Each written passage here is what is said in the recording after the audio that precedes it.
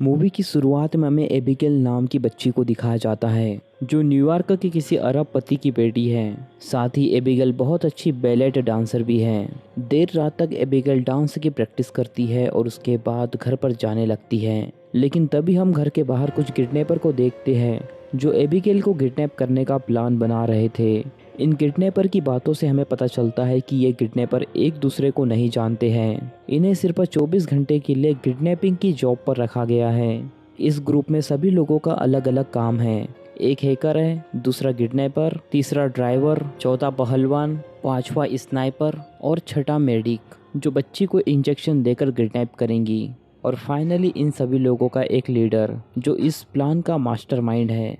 जैसे ही एबिगेल अपने घर के अंदर पहुंचती है, हैकर सारे दरवाजे को हैक करके अपने कंट्रोल में कर लेती है। इसके बाद 3 लोग उसे किडनैप करने के लिए घर के अंदर जाते हैं। जैसे ही ये लोग उसे किडनैप करने के लिए जाते हैं, एबिगेल पेंसिल से इन लोगों के ऊपर वार करने लगती है। तब उस ग्रुप का लीडर एक पंच मारकर उसे बेहोश करने की कोशिश करता है। तभी मेडिक उसका हाथ रोकती है और उसे ऐसा करने से मना करती है। दरअसल मेडिक को पता ही नहीं था कि उसे किसी बच्ची को किडनैप करना है, लेकिन अब वो यहाँ पर आ चुकी थी, इसलिए उसे मजबूरन किडनैप करना पड़ेगा। उसने तुरंत इंजेक्शन निकाला और एबिगेल को लगा दिया।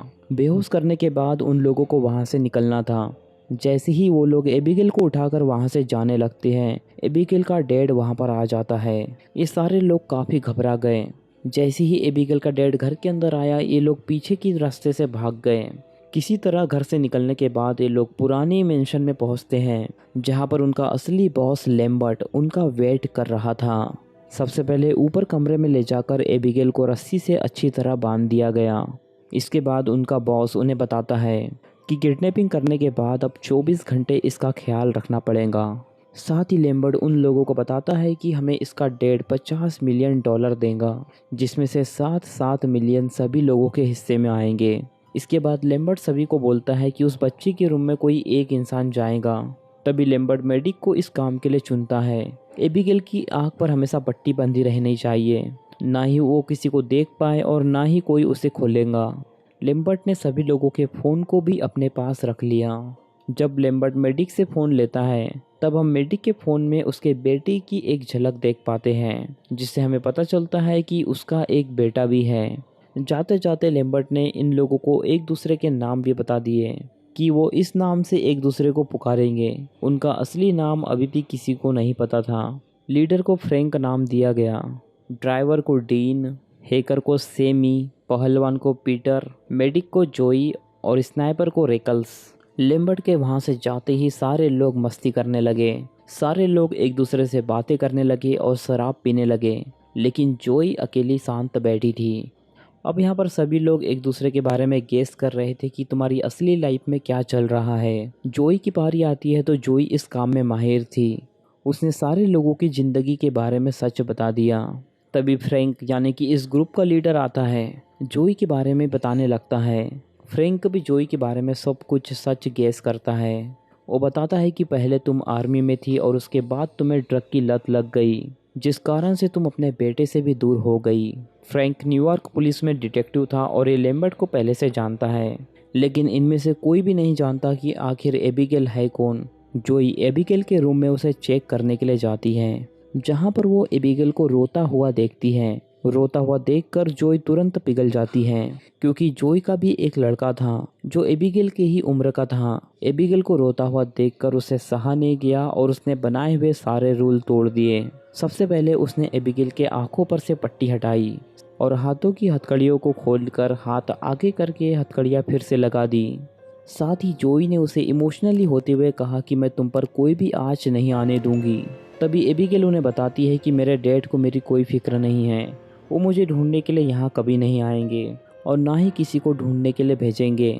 तुम अपना टाइम वेस्ट कर रहे हो, वो तुम्हें एक फूटी कौड़ी तक नहीं देंगे। इसके बाद जोई वहाँ से जाने लगती है।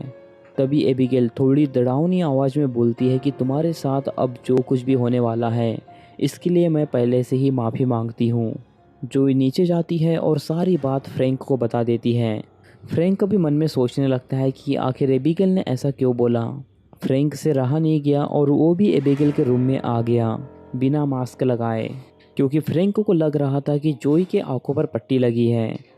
जिस कारण से वो बिना मास्क लगाए उसके रूम में चला जाता है। तभी एबिगेल ने उसका फेस देख लिया। फ्रैंक ये सब देखकर बहुत ज़्यादा घबरा जाता है और तुरंत अपना फेस को ढक लेता है।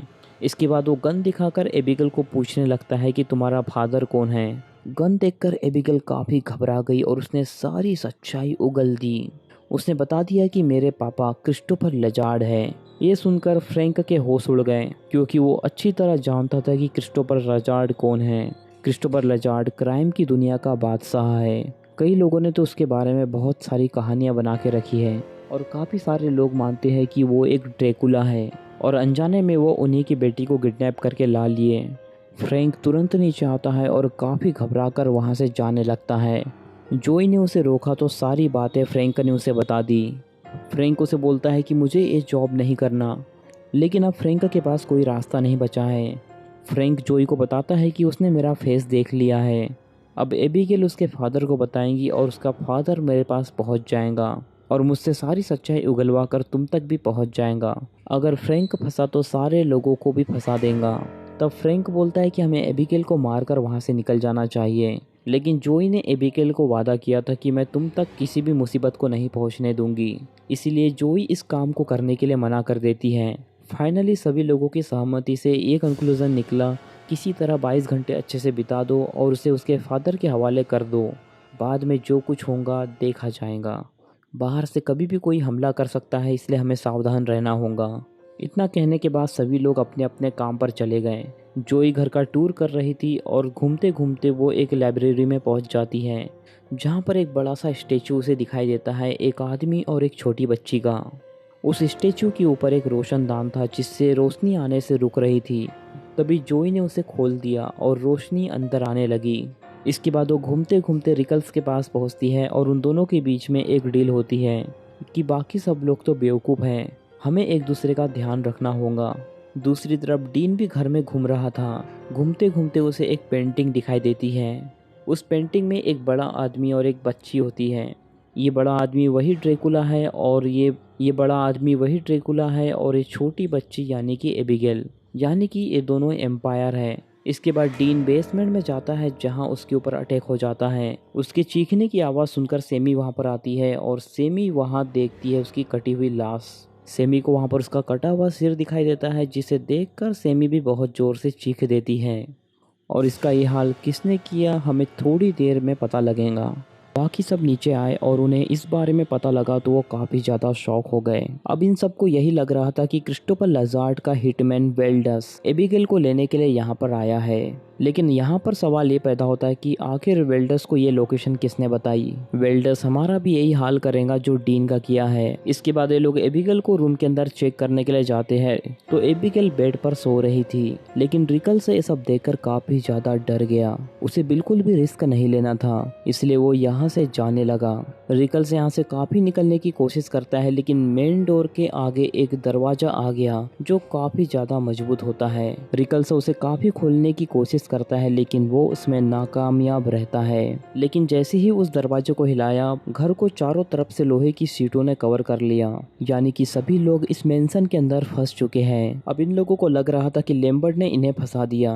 दरअसल एबिगेल और उसका फादर एक वैम्पायर है। इन लोगों ने एबिगेल को किडनैप नहीं किया, बल्कि एबिगेल ने इन लोगों से अपने आप का खुद किडनैप करवाया। ये घर भी एबिगेल का ही है, लेकिन इन सभी लोगों को इस बारे में कुछ भी नहीं पता है। इन्हें अभी भी लग रहा था कि वो मासूम सी बच्ची है जिसके साथ हमने बहुत बुरा किया है। रिकल्स अपनी राइफल ढूंढने जाता है तो उसे अपनी राइफल नहीं मिलती, यानी कि एबिगेल ने उसे भी कहीं पर छुपा दी है। इसके बाद जोई एबिगेल के रूम में जाती है और उससे बात करने लगती है। जोई उससे पूछती है कि मेरे और चश्मे वाले अंकल के अलावा यहाँ पर कोई आया था क्या। एबिगेल इमोशनल हो जाती है और रोते हुए बोलती है कि वो चश्मे वाले अंकल मेरे डैड के लिए काम करते हैं और उनका नाम वेल्डास है। एबिगेल की इन सब बातों को सुनकर जॉय भी मैनिपुलेट हो गई, इसलिए जॉय रिकल्स के साथ प्लान बनाती है कि हम राइफल ढूंढ के यहाँ से निकल जाएंगे। इतना कहने के बाद रिकल्स वहाँ से जाने लगता है। तभी एबिगेल ने उसके ऊपर वार किया और वो एक ही झटके में मारा गया। जॉय को ये सब देखकर काफी ज्यादा गुस्सा आने लगी।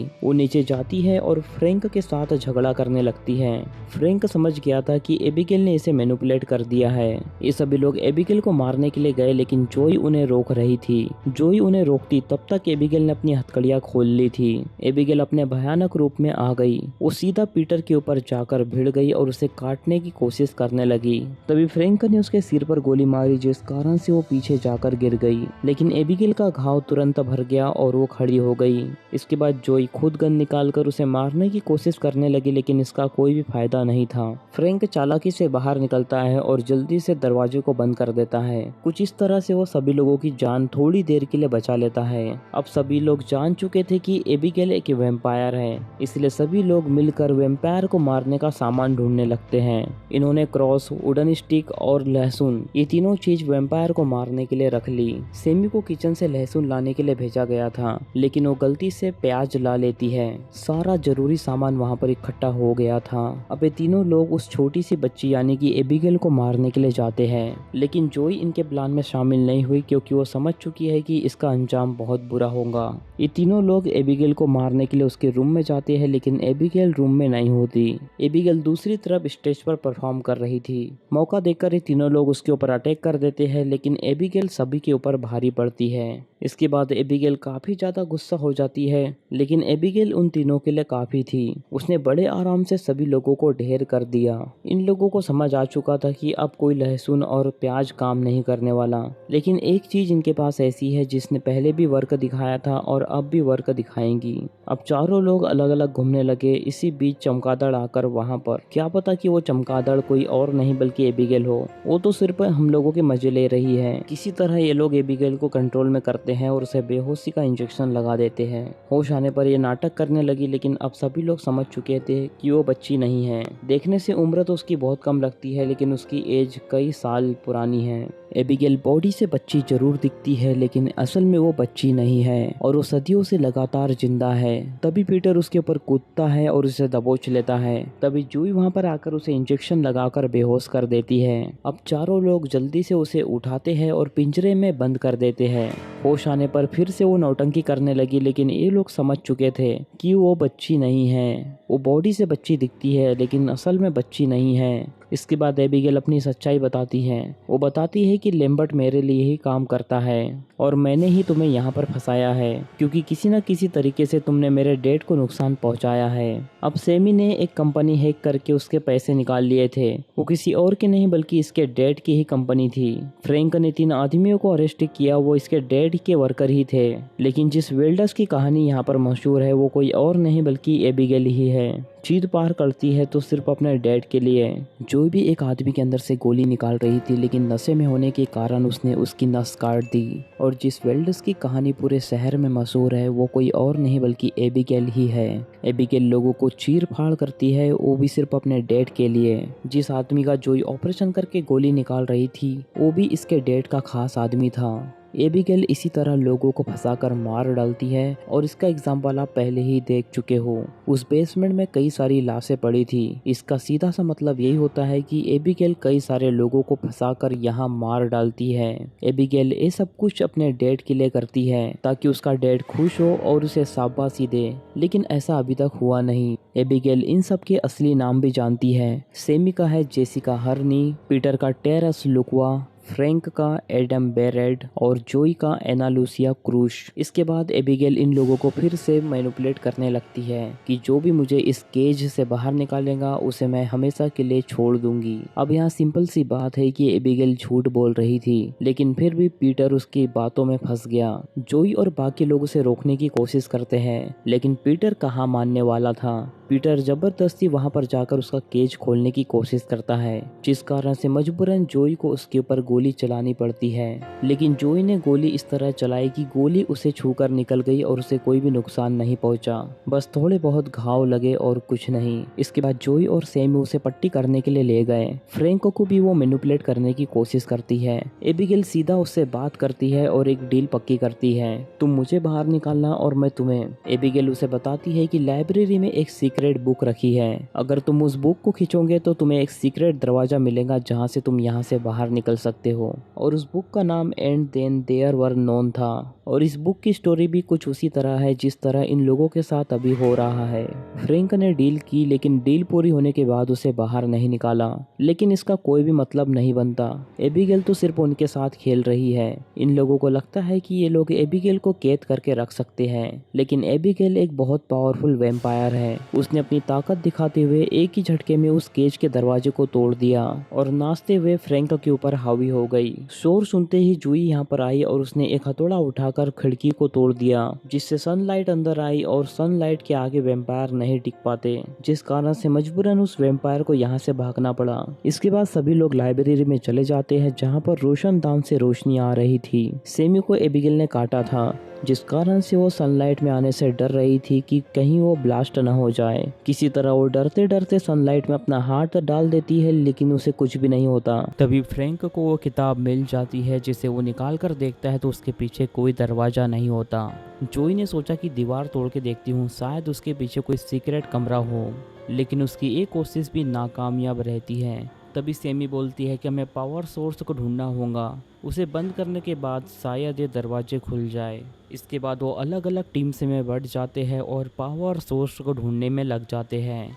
सेमी और पीटर एक साथ और फ्रैंक और जोई एक साथ। लेकिन अंदर जाने के कुछ देर बाद ही सेमी वैम्पायर में बदल गई।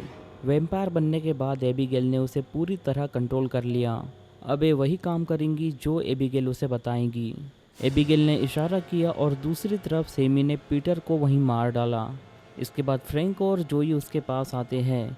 सेमी उन्हें किसी तरह बहला फुसलाकर अपने पास लाना चाहती थी, लेकिन जोई समझ गई कि ये भी वैम्पायर में कन्वर्ट हो चुकी है।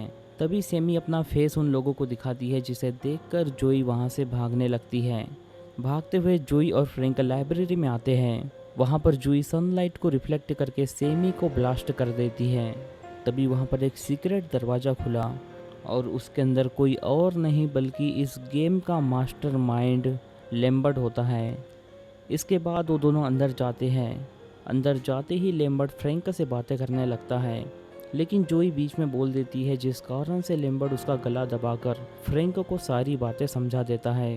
कुछ साल पहले एबिगेल ने इसे बाइट करके वैम्पायर बनाया था, ताकि ये उसके डेड को नुकसान पहुंचाने वाले लोगों को मार सके।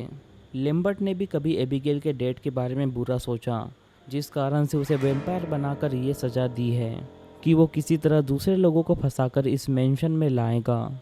लेकिन लैम्बर्ट इन सब चीज़ों से तंग आ चुका था, इसीलिए वो फ्रैंक से बोलता है कि अब मैं ये काम नहीं करना चाहता। मैं तुम्हें बाइट कर कर वैम्पायर बना दूंगा और हम दोनों मिलकर एबिगेल को मार डालेंगे। एबिगेल के साथ साथ हम पूरी फैमिली को डिस्ट्रॉय कर देंगे। इसके बाद सारी धन दौलत अपनी होगी। तभी फ्रैंक डील के लिए मान जाता है। तभी लैम्बर्ट बिना देरी करे हुए उसका खून चूसने लगता है। खून चूसने के बाद जब फ्रैंक वैम्पायर में कन्वर्ट होने लगा तो लैम्बर्ट ने उसे अपना खून भी पिलाया। वैम्पायर बनने के बाद सबसे पहले फ्रैंक ने लैम्बर्ट के दिल में एक रॉड घुसाकर उसे मार दी। तभी एबिगेल वहां पर आती है और फ्रैंक उसकी गर्दन में एक दांत गड़ा देता है। एबिगेल को बिल्कुल भी आइडिया नहीं था कि ये भी वैम्पायर बन चुका है। फ्रैंक एबिगेल का खून चूसने में बिजी था। तभी जोई मौका देखकर वहां से बाहर निकलती है और सारे दरवाजे खिड़की को बंद करके वहां से चली जाती है। लेकिन फ्रैंक ने उसे किसी तरह पकड़ा और उसे मारने की कोशिश करने लगा। जोई उसे पंच मारकर दूसरे तरफ गिरा देती है। फ्रैंक का प्लान है जोई को बाइट करके उसे अपना गुलाम बनाना और जोई के हाथों एबिगेल को मरवाना और फाइनली उसी के हाथों उसके बेटे को मरवा देना। जोई उसके सामने कुछ भी नहीं कर पा रही थी। तभी एबिगेल वहां पर आती है और बोलती है कि जोई को मारने में मेरा साथ दो। वो दोनों लोग फ्रैंक से लड़ने के लिए चले गए, लेकिन फ्रैंक उन दोनों के ऊपर भारी पड़ गया। एक लोहे की राड जोई की छाती में चिपकाकर उसे दीवार में धंसा दिया। इसके बाद उसने एबिगेल का और खून चूसा और उसे बेहोश कर दिया। क्योंकि एबिगेल के अंदर अब खून नहीं बचा तो उसके अंदर भी ताकत नहीं बची। इसके बाद फ्रैंक ने भी खींचकर जोई को बाइट किया और उसे भी एम्पायर बनाने की कोशिश करने लगा। वैम्पायर बनाने के बाद वो जोई को ऑर्डर दे रहा था कि वो एबिगेल को मार दे, लेकिन हम देख पाते हैं कि जोई की आंखों में कोई भी फर्क नहीं पड़ा है, यानी कि शायद वो वैम्पायर नहीं बनी है, यानी कि जोई उसके कंट्रोल में नहीं है, वो सिर्फ नाटक कर रही है। मौका मिलती है उसने फ्रैंक के ऊपर अटैक किया और इस बार दोनों ने मिलकर उसे मार डाला। अब क्योंकि फ्रैंक मर चुका है इसलिए जोई के ऊपर उसके बाइट का कोई फर्क नहीं पड़ेगा, यानी जोई वैम्पायर नहीं बनेगी। इसके बाद एबिगेल ने सही सलामत जोई को वहां से जाने के लिए बोल दिया, लेकिन तभी वहां पर एबिगेल का डैड आता है जो कि देखने में काफी ज्यादा डरावना था। उसका डैड भी खून का प्यासा पड़ा हुआ था, इसलिए वो जोई का खून पीना चाहता था, इसलिए मजबूरन एबिगेल को बीच में आना पड़ा जोई को बचाने के लिए। एबिगेल के कहने पर उसने जोई को वहां से जाने दिया। इसके बाद जोई वहां से सही सलामत बाहर जाती है और वैन में बैठकर वहां से निकल जाती है। लास्ट में वो एक लॉलीपॉप मुंह के अंदर डाल लेती है। जब वो इस जॉब पर आई थी तब भी उसने एक लॉलीपॉप मुंह के अंदर डाली थी और इसी के साथ ये मूवी यहीं पर ख़त्म हो जाती है। अब हम जानेंगे मूवी से रिलेटेड कुछ फैक्ट्स के बारे में।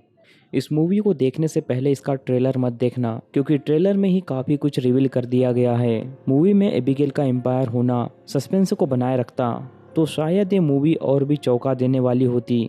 खास बात तो ये है कि सब कुछ पता होने के बावजूद ये मूवी आपको लास्ट तक एंटरटेन करने में कामयाब होती है, आपको बोर फील नहीं होने देती। इस फिल्म में एलिसा ने 2 कैरेक्टर का रोल प्ले किया है, एबी और एबिगेल। वैम्पायर वाले रूप में उसे एबिगेल बोला जाता था, लेकिन नॉर्मल में उसे प्यार से एबी बुलाते थे। जब वो एबी के कैरेक्टर में होती तो बहुत सॉफ्ट होती, लेकिन जब वो एबिगेल के कैरेक्टर में होती तो बहुत ज़्यादा एग्रेसिव हो जाती। इस फिल्म में आपको बहुत ज़्यादा ब्लड देखने को मिलेगा। मेलिसा बरेरा ने ज़्यादातर मूवी में ब्लड से नहाया है। ये मूवी $28 मिलियन के बजट में बनी और इसने कमाए $35 मिलियन।